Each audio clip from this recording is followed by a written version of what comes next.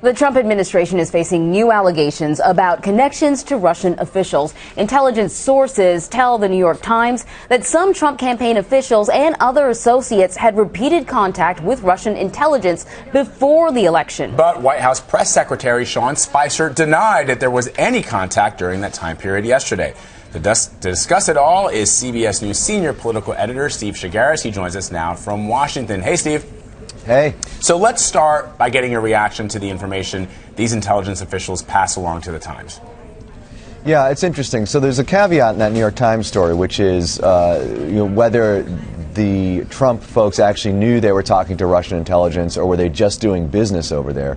That, I think, is a big question here, and I think that goes to maybe what the question to Spicer was, which was, did anybody have contact with the Russians? Did that mean the Russian government?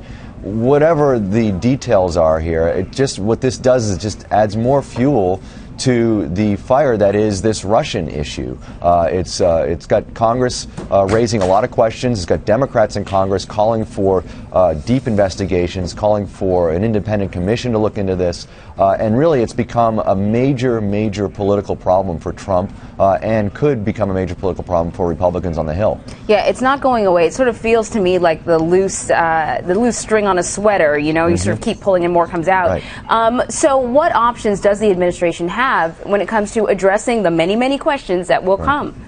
Right. So I guess one of the things is, and this is what any crisis communications person will tell you, is come clean. Just come out there, explain everything that you know in as much detail as possible. But I don't think we're going to see that. I think we're going to see what we've seen, which is President Trump continuing to say what he says about Russia, which is not as critical as some people, I think, would like him to be. I think he's trying to continue to push for a reset in the relationship for foreign policy and for perhaps economic reasons. But surrounding that, I think there are going to be a lot of people asking for details. And so putting Sean Spicer out there to answer questions at a briefing is not really going to get to the root of this. It's either the White House has to be proactive and put President Trump out there to explain all of this, or they have to cooperate with whatever investigation happens on Capitol Hill. But getting all the answers out there, I really think, is the option if they want this to if they want to move past this.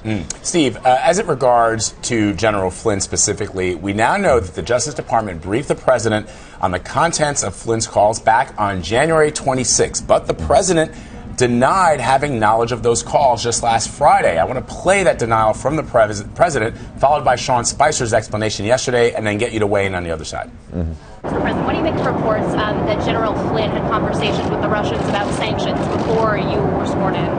I don't know about it. I haven't seen it. What report is that? Was he being truthful?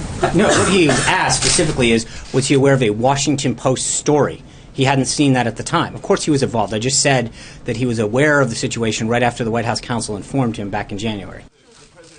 Steve, your take? Well, we could spend, days parsing and fact-checking Sean Spicer. I mean, if you take him at his word that he was talking about that Washington Post article, fine. But there are still two big questions that come out of this. One, if Trump knew about this when they say he knew about it at the end of January, then one, why was Flynn allowed to continue to receive classified information? Why was he still part of the inner circle at the White House?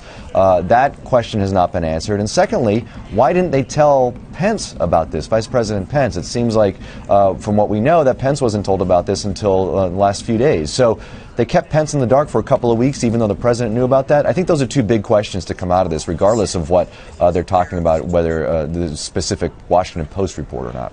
So, Steve, of course, Donald Trump has been tweeting, as usual. Just about an hour ago, he once again addressed this scandal. What he said was, the real scandal here is that classified information is illegally given out by intelligence, in quotation marks, like candy, very un-American. It sounds a lot like we're going back to that narrative that the intelligence community can't be trusted, that they're incompetent. What do you make of this tweet?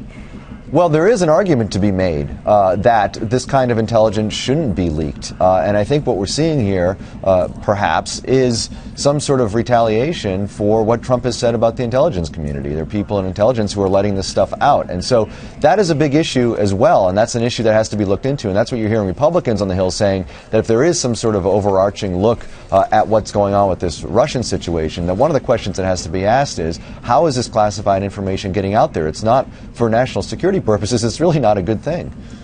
Steve, before we let you go, I want to get your take on this meeting that President Trump is probably having at this very moment with Prime Minister Benjamin Netanyahu of Israel. We've spoken to a person who is very familiar with Israeli politics, and clearly Netanyahu is hoping and has already indicated that he's going to have a much warmer relationship with President Trump than he had with President Obama. Many things that the Israelis want to accomplish, President Trump seems to agree with. On the other hand, there are some differences, and I want to get your take on where you think the Israelis stand, for example, on that controversial travel ban. On one hand, they seem to be lockstep in many issues that are important to Netanyahu. On the other, this travel ban angered a lot of people in Israel and around the world, as you know. Well, I think it's going to be a fascinating question to hear Netanyahu answer that at the news conference that we'll have at noon. There are also some other questions. I mean, I think what's going to be interesting to watch, by the way, at this news conference, first of all, this is an opportunity, I think, that Trump sees to maybe get the focus off of Flynn and Russia, but there's got to be a question on that, right? We've seen a couple of news conferences the last few days with the Japanese Prime Minister and the Canadian Prime Minister where it wasn't brought up. And I'd be surprised if Trump isn't confronted with a question about that, sort of scuttling this idea that he can turn the page and talk about a reset of this U.S.-Israel relationship, which is something I think that Trump would rather talk about. All right. We'll have to see. Clearly, it will probably depend, Steve, as you know, on who President Trump calls on from the U.S. press. It seems, at least to me, and you'll probably have better insight than I would, Steve, that generally when the foreign leader calls on his press members, that they ask those questions that the American press is not necessarily able to get in because of some of the more friendlier news outlets that he's going to. Well, what's been interesting is that Trump has been asking outlets that seemingly would be favorable to asking questions that might not be the toughest questions in the world. Now, I'm not suggesting that the White House is planting this kind of thing, but this is not. It's not unexpected for a president to go to perhaps some friendly outlets. The question here is, though, these people at these outlets, should they be asking questions that are more on the mark of the news of the day, or do they ask questions that would really sort of suit their needs? I think what we've seen in the last couple of news conferences, we've missed a couple of news of the day kind of things from these reporters. So we'll see what happens. Steve, before we let you go real quick, what's on the agenda for the takeout this week? I mean, there's probably so much to choose from. I don't know how you guys are going to be able to do it. Right. So the Takeout podcast, which is Major Garrett's podcast with myself, we are going to speak with the chairman of the House Democratic Caucus, Joe Crowley, talk about everything that's going on the Hill, his thoughts about what's going on with Russia. But we also talk about food. We're going to be eating lunch with him, and we'll also talk culture, film, music, sports, whatever else is on the docket. So it should be fun. It'll be up Friday on iTunes, Google Play, Stitcher, and CBSNews.com. All right. We'll be streaming. Steve Chaggaris in Washington. Thank you so much, Steve. Thanks.